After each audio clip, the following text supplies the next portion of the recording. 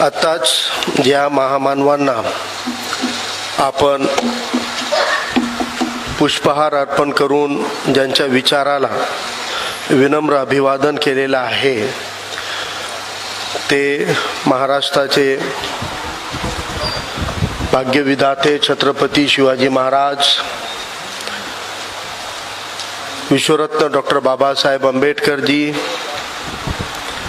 आणि अस्पृश्यता निर्मूलन करणारा पहिला कायदा या देशामध्ये करणारे हजरत टिपू सुलतान व सर्व महामानवांना विनम्र अभिवादन करतो। आजच्या कार्यक्रमासाठी खास आपल्याला मार्गदर्शन करण्यासाठी सोलापूरमध्ये उपस्थित राहून नुकतंच ज्यांनी आपल्याला मार्गदर्शन केलेलं आहे असे आपले युवा नेते सुजात आंबेडकरजी, मंचावर उपस्थित सोलापूर जिल्ह्याचे जिल्हाध्यक्ष श्रीशैल गायकवाडजी, वंचित बहुजन युवा आघाडीचे ऋषिकेश नागरे पाटीलजी, मंचावर उपस्थित जिल्हा युवक अध्यक्ष पांडुरंग खांडेकरजी, श्वेताताई राजगुरूजी, प्रशांत गोनेवारजी, ज्यांच्या माध्यमातून आजच्या कार्यक्रमाचं आयोजन करण्यासाठी ज्यांनी पुढाकार घेतला ते वंचित बहुजन युवा आघाडीचे शहराध्यक्ष अझरुद्दीन शेख, विद्वत सभेचे आमचे सहकारी सिद्धार्थ जाधवजी, ज्यांनी या कार्यक्रमामध्ये हजेरी तर लावलेलीच आहे, परंतु एक ओपन ग्राउंडमध्ये मुस्लिम समाजाचा मोठा मेळावा आपण भविष्यात घेऊ असं शब्द दिलेला आहे असे मतीन बागवानजी, सुधीर भाऊ, अमोगी तेलंगजी, भारत शिंदेजी, अमोल लांडगेजी, विनोद जाधवजी, अनिरुद्ध वाघमारेजी, पल्लवीताई सुरोसेजी, राजरत्न फडतरेजी, यासोबतच मंचावर आणि सभागृहामध्ये उपस्थित सर्व सन्मान्य पदाधिकारी बंधूंनो आणि माझ्या माता भगिनींनो, सगळ्यांना क्रांतिकारी जय भीम, जय मीम। आता कार्यक्रमाची सुरुवात करण्यापूर्वी आपण समृद्धी महामार्गावर ज्या 25 निरपराध लोकांचं अपघातामध्ये निधन झालं त्यांना आदरांजली वाहण्याचं काम केलेलं आहे। ती घटना आणि ती हळहळ आपल्या मनातून तुमच्या माझ्यासारख्या सामान्य लोकांनी त्या अपघाताची नुसती कल्पनाही केली की एक बस आहे, लक्झरी बस आहे, त्याच्यामध्ये मध्यमवर्गीय तुमच्या आमच्या सारखे लोक वेगवेगळे स्वप्न घेऊन प्रवास करत आहेत, अपघात होतो आणि बस पेट धरते आणि ते लोक वाचवा वाचवा करत असतात आणि कोणी त्यांना हेल्प मिळत नाही आणि 25 लोक होरपडून अशा पद्धतीनं भाजलेले आहेत, मेलेले आहेत की त्यांचं चेहरा आणि ओळख पटत नाही आहे, त्यांची ओळख पटवण्यासाठी DNA करावं लागणार आहे, अशी परिस्थिती नुसती कल्पना केली तर आपल्या अंगावर शहारे येतात। अजून त्या हळहळीतून आपण बाहेरही पडलो नाहीत, परंतु महाराष्ट्राच्या राजकारणामध्ये कथित भूकंप झालेला आहे। भूकंप काय झालेला आहे तर सगळ्या विचारांची राखोळी वाहून, सगळ्या विचारांना तिलांजली देऊन, फुले शाहू आंबेडकरांचं नाव घेऊन, भाजपला शिव्या घालून सत्तेत आलेले 30, 35, 40 राष्ट्रवादी पक्ष, अख्खा राष्ट्रवादी पक्ष हा BJP सोबत मांडीला मांडी लावून सत्ता करण्यासाठी शपथविधी घेऊन मंत्रिपद घेत आहेत, आनंदोत्सव साजरा करत आहेत। त्यांच्या आजच्या शपथविधीसाठी निवडलेला हा औचित्य आणि मुहूर्त सुद्धा फुले शाहू आंबेडकरी विचारांना न पटणारा आहे। त्यामुळे त्यांच्या या सगळ्या कृतीकडे अख्ख्या महाराष्ट्राला आता नीट विचार करून बघणं गरजेचं आहे। आज आपण सोलापूरमध्ये मुस्लिम समाजाच्या जनजागृतीचा कार्यक्रम घेत आहोत। मुस्लिम समाजाची जनजागृती व्हावी, मुस्लिम समाजाला वास्तव ओळखता यायला पाहिजे, मुस्लिम समाजाच्या मनामधली असुरक्षितता घालवली पाहिजे, ती दूर केली पाहिजे आणि मुस्लिम समाजाला ज्या संविधानामुळे आपल्याला या देशामध्ये सर्व स्वातंत्र्य मिळालेलं आहे, तो स्वातंत्र्य, तो संविधान आणि तो लोकशाही, ती जमहुरियत आपल्याला कायम ठेवण्यासाठी, योग्य नेतृत्व निवडण्यासाठी एक जनजागृती करण्याच्या हेतूनं युवक आघाडीचे शहराध्यक्ष अजहर शेख यांनी पुढाकार घेऊन आजचा कार्यक्रम आयोजित केलेला आहे। आणि या कार्यक्रमानिमित्त त्यांनी सोलापूर शहरामध्ये जनजागृती करून आज या सभागृहामध्ये कार्यक्रम घेण्याचा निश्चय केला। परंतु ही जनजागृती फक्त सोलापूर शहरापुरती नव्हे तर संबंध महाराष्ट्रामधल्या मुस्लिम समाजापर्यंत घेऊन जाण्याची जबाबदारी वंचित बहुजन आघाडीच्या प्रत्येक पदाधिकारी कार्यकर्त्याच्या खांद्यावर आहे। आज या सभागृहामध्ये जितके मुस्लिम बांधव माझे उपस्थित आहे, मी त्यांना सांगू इच्छितो की आपण वास्तव स्वीकारलं पाहिजे। आपल्या मनाला पटते की नाही पटते हा मुद्दा महत्वाचा नाही, तर वास्तव मध्ये काय घडते नाही घडते हे बघणं महत्वाचं आहे। आणि हेच जागृती आणण्यासाठी वंचित बहुजन आघाडी या पद्धतीचे संवादाचे सारे कार्यक्रम घेऊन पुढे जात आहे। आज सोलापूरमध्ये सोलापूरच्या राजकारणाचं, समाजकारणाचं, अर्थकारणाचं एक मोठा घटक इथला मुस्लिम समाज राहिलेला आहे। त्या मुस्लिम समाजानं आपलं अस्तित्व जपलेलं आहे आणि तो मुस्लिम समाज मुख्य प्रवाहाचं राजकारण करू पाहत आहे। आणि त्या मुस्लिम समाजाला लोकसभेमध्ये एक चांगला भक्कम पर्याय सुद्धा उपलब्ध झाला। त्या पर्यायाला सोलापूरच्या मुस्लिमांनी मोठ्या प्रमाणामध्ये स्वीकारण्याचा पुढाकार घेतला होता।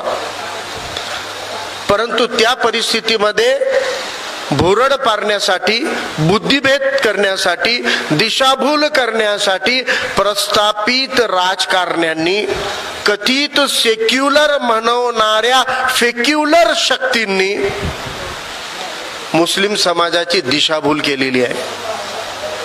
आणि या देशाचं संविधान देणाऱ्या डॉक्टर बाबासाहेब आंबेडकरांच्या विचाराला पुढे घेऊन जाण्यासाठी जे ॲडव्होकेट प्रकाश तथा बाळासाहेब आंबेडकरजी गेल्या 35-40 वर्षापासून झटत आहेत, त्यांना लोकसभेमध्ये पाठवण्याची सुवर्ण संधी सोलापूरच्या मुस्लिम समाजापासून हिरावून घेण्याचं काम या फेक्युलर शक्तीने केलं होतं।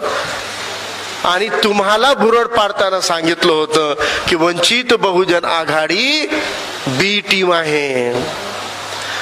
आता ज्या वंचित बहुजन आघाडीला बी टीम म्हणणाऱ्या आमच्या प्रणिता शिंदे ताई, जे सोलापूरमध्ये वारंवार बोलत होत्या की वंचित बहुजन आघाडी बी टीम आहे, आज त्या प्रणिती शिंदे ताई कुठं लपलेले आहेत?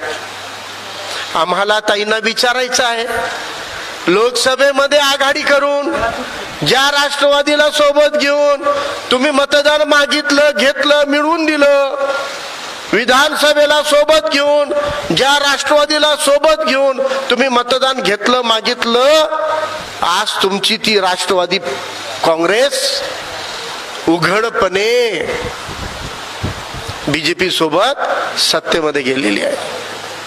आता हा प्रश्न प्रणितीताई जिथं जिथं भेटतील तिथं तिथं विचारण्याची जबाबदारी सोलापूरच्या प्रत्येक वंचित बहुजन समूह घटकाच्या खांद्यावर आलेली आहे। त्यामुळे ही पहिली जबाबदारी आपण स्वीकारूया की आता त्या ताई कुठं आहेत आपल्या, ते जिथं भेटतील तिथं त्यांना आपल्याला हा प्रश्न विचारावा लागणार आहे। आजचा विषय मुस्लिम समाजाची जनजागृती आहे। भारतातला मुसलमान, महाराष्ट्रातला मुसलमान जागृत आहे का? तर माझं असं मत आहे की भारतातला मुसलमान आणि महाराष्ट्रातला मुसलमान पूर्णतः जागृत आहे। जागृत नाही अशातला भाग नाहीये। जगातल्या इतर मुसलमानापेक्षा भारतातला मुसलमान हा एक विशिष्ट शैलीमध्ये जगतो। जगातल्या इतर देशातल्या मुस्लिमांपेक्षा भारतातला मुस्लिम हा अधिक विवेकवादी, विज्ञानवादी आणि समाजवादी भूमिकेतून जगतो हे पूर्ण जगाला पटलेलं आहे. आणि मग हे वेगळ्या अनोख्या पद्धतीने जगणारा भारतीय मुस्लिम हा जागृत आहे, परंतु निर्णय करण्याचं धाडस करत नाही. आणि हे योग्य निर्णय करण्याचं धाडस न करण्यामागं मुस्लिम समाजात असलेली जी असुरक्षितता आहे, जी इन्सिक्युरिटी आहे, ती दूर करण्याचं काम म्हणजे जनजागृतीच्या माध्यमातून आपण सुरू केलेला संवाद आहे. आणि ही असुरक्षिततेची भावना जर आपण दूर एकदा करू शकलो तर मुस्लिम समाज इथला क्रांती करण्यासाठी, परिवर्तन करण्यासाठी पूर्णतः सज्ज झालेला आहे, हे मी माझ्या स्वतःच्या अनुभवावरून सांगू शकतो. आणि ते करण्यासाठी महाराष्ट्रामध्ये भीतीचं वातावरण निर्माण होणार नाही. महाराष्ट्रामध्ये मुस्लिम समाज असुरक्षित होता कामा नये. जर आपल्याला हे करायचं असेल तर महाराष्ट्रामध्ये दंगली होता कामा नये याची काळजी घ्यावी लागणार आहे. कारण दंगली झाल्यावर असुरक्षिततेची भावना निर्माण होते आणि असुरक्षिततेच्या भावनेमधून मुस्लिम समाज योग्य निर्णय न घेता तेव्हा आपल्या सुरक्षेच्या अनुषंगानं त्याला ढोबळमानानं जे योग्य वाटल त्या दिशेनं दिशाहीन होऊन भटकतो. हा गेल्या 70 वर्षाचा अनुभव आहे. आणि हाच अनुभव वंचितामधल्या सगळ्या घटकांच्या बाबतीत सुद्धा तंतोतंत खरा ठरतो. आपण ज्या वंचितांच्या, बहुजनामधल्या ज्या वंचितांचं राजकारण उभं करू पाहतोय त्या वंचितांच्या मानसिकतेचा अभ्यास केल्यावर कळेल की दंगलीमध्ये सुद्धा वंचितांचं राजकारण बाजूला ठेवून दिशाहीन होऊन भरकटण्याचं काम राजकीय पद्धतीनं या वंचित समाजाच्या माध्यमातून सुद्धा होतो. आणि म्हणून जर आपल्याला महाराष्ट्रामध्ये दंगली रोखायच्या असतील, दंगली होऊ द्यायच्या नसतील तर दंगली घडवण्यामागली मानसिकता लक्षात घेऊन त्याला कायद्याची वचक बसवण्याचं काम करावं लागेल. हे आदरणीय बाळासाहेब आंबेडकरांनी विचारपूर्वक ठरवलेला, घेतलेला एक निर्णय आहे की या महाराष्ट्रामध्ये मोहम्मद पैगंबर सल्लल्लाहु अलैहि वसल्लमच्या अनादर, अवमान करूनच दंगली घडू शकतात. आणि या दंगली जर रोखायच्या असल्या तर पैगंबर साहेबाचा अवमान आणि त्याच धर्तीवर इतर महामानवांचा अवमान सुद्धा होता कामा नये. आणि हे रोखण्यासाठी वर्तमान कायद्यामध्ये एकही कडक कायदा नसल्यामुळं एखादा कडक कायदा निर्माण करण्याची गरज आहे हे ओळखून ॲडव्होकेट आदरणीय प्रकाश तथा बाळासाहेब आंबेडकरांनी पैगंबर बिलाचा ड्राफ्ट बनवलेला आहे. समजून घ्या. पैगंबर बिल या नावाला जरी पैगंबर बिल दिलेला असला तरी या कायद्यामध्ये भारतातल्या, महाराष्ट्रातल्या कोणत्याही पैगंबर साहेबासहित कोणत्याही धर्मजातीच्या महामानवांचा, संतांचा आणि श्रद्धास्थानांचा अवमान केला जाणार नाही याची काळजी घेण्यासाठी या ड्राफ्टला बनवण्यात आलेला आहे. आता हे ड्राफ्ट बनवत असताना सोशल मीडियाच्या माध्यमातून, भाषणांच्या माध्यमातून, लिखाणांच्या माध्यमातून आणि टीव्ही मधल्या डिबेटच्या माध्यमातून पैगंबर साहेबासहित इतर महामानवांचा अवमान केला जाणार आहे. त्यांचं वारंवार वेगवेगळ्या ठिकाणी आपण अनुभवलं की तत्कालीन राज्यपाल कोश्यारी नावाचे जे होते त्या कोश्यारींच्या नावामध्ये चुकून भगत नाम शब्द आलेला आहे, भगत सिंह कोश्यारी. पण त्यांच्यामध्ये भगत नावाचं रगतच नाही आहे, ते फक्त कोश्यारी असू शकतात म्हणून त्यांच्या नावातला भगत हा सायलेंट करायचं. काही परिस्थिती आपण अनुभवलेली आहे की महाराष्ट्राचे तत्कालीन राज्यपाल, संवैधानिक पदावर असलेला व्यक्ती सुद्धा आद्य राष्ट्रपिता म्हणून ज्यांना आपण गौरवान्वित करतो, ज्यांची प्रेरणा घेतो, त्या महात्मा फुले आणि सावित्रीमाई फुले यांचा सुद्धा अवमान केलेला आहे। वेळोवेळी त्यांनी छत्रपती शिवाजी महाराजांचा अवमान केलेला आहे। वेळोवेळी त्यांनी महाराष्ट्राच्या संस्कृतीचा सुद्धा अवमान केलेला आहे। आणि या पद्धतीचे अवमान करून, महामानवांचा अवमान करून आपल्या भावना दुखावण्याचा काम संवैधानिक पदावर असलेल्या बीजेपीच्या अनेक मंत्र्यांनी, खासदारांनी, आमदारांनी केलेला आहे। आता यांच्यावर कारवाई करायची असेल तर कोणताही असा कडक कायदा नाही ज्या कायद्यामध्ये यांच्यावर कारवाई केल्यावर यांना जामीन मिळू नये असा एकही कायदा वर्तमान IPC मध्ये नाही आहे। म्हणून एक अशा कायद्याची गरज आहे ज्या कायद्याच्या आधारे अवमान करणाऱ्या व्यक्तीला पोलीस स्टेशन मध्ये पकडून आणल्यानंतर अटक करण्याचं प्रावधान राहिला पाहिजे आणि अटक केल्यानंतर त्याला सहज सोप्या पद्धतीनं जामीन मिळू नये आणि त्याला किमान काही महिने तरी जेलमध्ये सडावं, तर अशा मानसिकतेवर अंकुश लावण्यासाठी कायद्याची मदत होईल असा एकही कायदा वर्तमान IPC मध्ये उपलब्ध नाही। आणि त्यामुळे आदरणीय बाळासाहेब आंबेडकर जे संविधान निर्माते विश्वरत्न डॉक्टर बाबासाहेब आंबेडकरांच्या फक्त रक्ताचा नव्हे तर विचारांचा वारसा सुद्धा पुढे घेऊन जात आहेत। त्यांनी संविधानामधल्या राहिलेल्या अशा काही उणिवा दूर करण्यासाठी पैगंबर बिलचा ड्राफ्ट बनवलेला आहे। म्हणून पैगंबर बिल हे केवळ पैगंबर साहेबाचा अवमान झाला तरच नाही, तर इतर कोणत्याही महामानवांचा अवमान झाला तरी तो कायदा लागू होऊ शकतो। आणि जर कायद्यानं वचक राहिली, वर्तमान मध्ये नाही आहे, मी इथं उपस्थित असलेल्या माझ्या मुस्लिम बांधवांना विचारतो, महाराष्ट्रात देशामध्ये जिथं कुठं पैगंबर साहेबाचा अवमान झाला म्हणून आपले तरुण एकजूट होतात, पोलीस स्टेशनला जातात आणि पोलिसांना म्हणतात, हे बघा स्क्रीनशॉट, हे बघा व्हिडिओ, हे बघा चित्र, इथं पैगंबर साहेबाचा अवमान झालेला आहे, याच्यावर गुन्हा दाखल करा। तर आधी तर पोलीस स्टेशन वाले टाळाटाळ करतात आणि हे सांगायचा प्रयत्न करतात तुम्हाला की हे सायबर क्राईम आहे, तुमचा अर्ज आम्ही सायबर सेलला दिलेला आहे, सायबर सेल कडून आम्हाला माहिती आल्यावर गुन्हा दाखल करू। थेट गुन्हा दाखल करत नाहीत। मग सायबर सेलच्या नावानं 2 दिवस 3 दिवस चालढकल होईल आणि ती चालढकल झाल्यानंतर जेव्हा दबाव वाढला, मॉब वाढला, मुस्लिम समाज मोठ्या संख्येने जमा झाला, तर मग ते 295A सेक्शन अंतर्गत गुन्हा दाखल करतात। मग आपले तरुण म्हणतात, मग गुन्हा दाखल झाला, आता त्याला पकडून आणल्याशिवाय आम्ही पोलीस स्टेशन परिसरातून बाहेर जाणार नाही।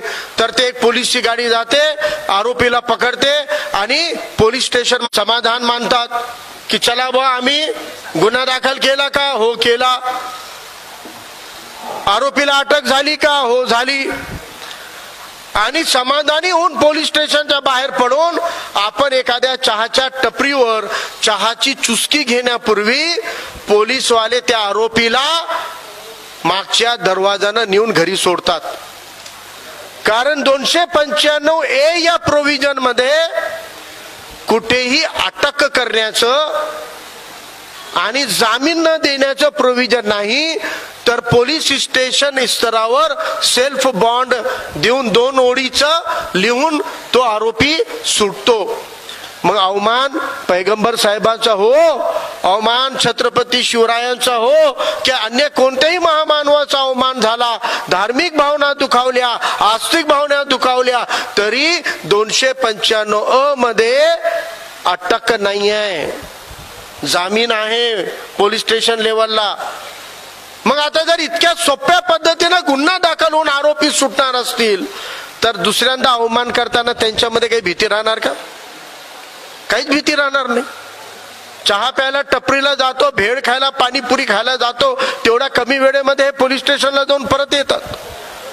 म्हणून ज्या कायद्यामुळे महिने जर ते जेलमध्ये सडले तर पुन्हा अवमान करणार नाही, या हेतून मोहम्मद पैगंबर बिल बनवण्याचं काम, याचा ड्राफ्ट बनवण्याचं काम आदरणीय बाळासाहेब आंबेडकरांनी केला. हे ड्राफ्ट आपण बनवलं. आपला ड्राफ्ट आपण शिक्षक मतदारसंघाच्या एका आमदाराच्या माध्यमातून मुख्यमंत्र्यापर्यंत पोहोचवला. आणि तेव्हा जी सरकार होती तेव्हाची सरकार ईडीची सरकार नव्हती. आता ईडी म्हणलं तर E for Eknath Shinde, D for Devendra Fadnavis, ही आत्ताची ईडीची सरकार. आता ती ईडीची नाही राहिली, आता एडाची सरकार झाली. कारण आता ईडीला ए जुळलं अजित पवाराचा, आता ते पूर्ण एडा झाली. म्हणून आता ही एडाची सरकार आहे. आणि तेव्हा ईडीची पण नव्हती. तेव्हा काँग्रेस आणि राष्ट्रवादी काँग्रेसची सेक्युलर म्हणवणारी सरकार सत्तेत होती. आणि 5 जुलै 2021 ला आदरणीय बाळासाहेब आंबेडकरांच्या मार्गदर्शनाखाली विधान भवनावर वंचित बहुजन आघाडीने मोर्चा काढून पैगंबर बिल आणि 5% आरक्षण द्या ही मागणी करून मुंबईमध्ये आंदोलन केलं होतं. आणि जागोजागी वंचितच्या पदाधिकाऱ्यांना, कार्यकर्त्यांना अटक करून पोलीस स्टेशनला घेऊन गेले. तेव्हा येल्लो गेट पोलीस स्टेशनला जंतर मंतर आणि आझाद मैदान बनवण्याचं काम याच वंचित बहुजन आघाडीच्या कार्यकर्त्यांनी केलं होतं. त्यामध्ये तुम्ही पण कदाचित सहभागी झालेले असाल आणि हे तुम्हाला आठवत असेल. 2021 ला आपण ड्राफ्ट दिला. उद्धव ठाकरे मुख्यमंत्री होते, काँग्रेस आणि राष्ट्रवादी काँग्रेसची सरकार होती. आणि त्या दिवशी त्यांनी आपल्याला सांगितलं होतं की आम्ही स्वतंत्र सेशन बोलावून यावर विचार करू. आणि 1 वर्ष व्हायला आला आणि यांनी विचार केला नाही. म्हणून जेव्हा ज्या पद्धतीनं सुजात आंबेडकर यांनी सांगितलं, जेव्हा भाजपच्या एका येड्या पिसाबाईनं पैगंबर साहेबाचा अवमान केला, जेव्हा भाजपच्या एका मोकाट रानात फिरणाऱ्या टायगर नावाच्या एक पशु सारख्या राजा सिंगनं अवमान केला, तेव्हा वंचित बहुजन आघाडीनं महाराष्ट्र असेंब्लीच्या पुढं जर हा कायदा बनवला नाही तर मुंबईत मोर्चा काढू असं आवाहन केल्यानंतर तत्कालीन गृहमंत्री जे आज बीजेपी मध्ये गेले, बीजेपीच्या समर्थनात शपथ घेतली, त्यांनी आदरणीय बाळासाहेबांना सांगितलं होतं की आम्ही 1 महिन्याच्या आत हा कायदा करू. आता 1 महिन्याच्या आत कायदा करण्याऐवजी त्यांची सरकारच पडली आणि राष्ट्रवादी काँग्रेसच्या कृपेनं उद्धव ठाकरेंची सरकार पडली. राष्ट्रवादी काँग्रेसच्या नियोजनानं भाजपला शिवसेनेच्या उद्धव ठाकरेंची शिवसेना फोडून बाजूला घेऊन जाणं सोपं झालं. आणि त्याच राष्ट्रवादीच्या नियोजनाचं दुसरा टप्पा आज आपण अनुभवतो की आता ते स्वतः गेलेत. आता तिसरा टप्पा अजून येणार आहे आणि त्याच्यामध्ये उरलेली काँग्रेस पार्टीचा पण असा टप्पा येणार आहे. परिणितीताई आता सज्ज होत आहेत त्या तिसऱ्या टप्प्यासाठी आणि लवकरच आता त्या सुद्धा मोदीजीचं नेतृत्व मजबूत करण्यासाठी अजितदादाचं अनुकरण करतील याची खात्री बाळगा. आणि त्या सुद्धा अशोक चव्हाण आणि हे सगळे हातात हात घालून 2024 ला मोदीला जिंकवण्यासाठी नक्कीच भाजपच्या सोबत जातील. म्हणून या पैगंबर बिलच्या माध्यमातून दंगली रोखण्याचं काम होऊ शकतो. म्हणून हा कायदा असेंब्लीमध्ये आला पाहिजे आणि तो पास करण्यासाठी सेक्युलर होती तेव्हाची सरकार म्हणत होती स्वतःला, म्हणून आपण हट्ट धरला, परंतु त्यांनी ते केला नाही. म्हणून अफरोज मुल्ला यांनी सांगितलं त्या पद्धतीनं, जर आमच्या आस्थेचं रक्षण करणारे, आमच्या अस्तित्वाचे, आमच्या सुरक्षिततेची काळजी वाहणारे कायदे जर या असेंब्लीमध्ये तुम्ही करणार नसाल तर त्या असेंब्लीमधून तुम्हाला खेचून बाहेर फेकण्याचे आणि स्वतः असेंब्लीमध्ये देण्याचं काम वंचित बहुजन आघाडी करणार आहे. हे आवाहन आपल्याला आज करायचं आहे. तुम्ही कायदा करण्याची संधी आम्ही दिली, तुम्ही केला नाही. आता येणाऱ्या असेंब्लीमध्ये आम्हीच असेंब्लीमध्ये जाऊत आणि आम्हीच आमच्यासाठी हवे असलेले कायदे करूत. कारण आदरणीय बाळासाहेब आंबेडकर म्हणतात आमचा कोणीही बाप होऊ शकत नाही, आमचे बाप आम्हीच आहोत, म्हणून आमचा निर्णय आम्हीच घेणार आहोत.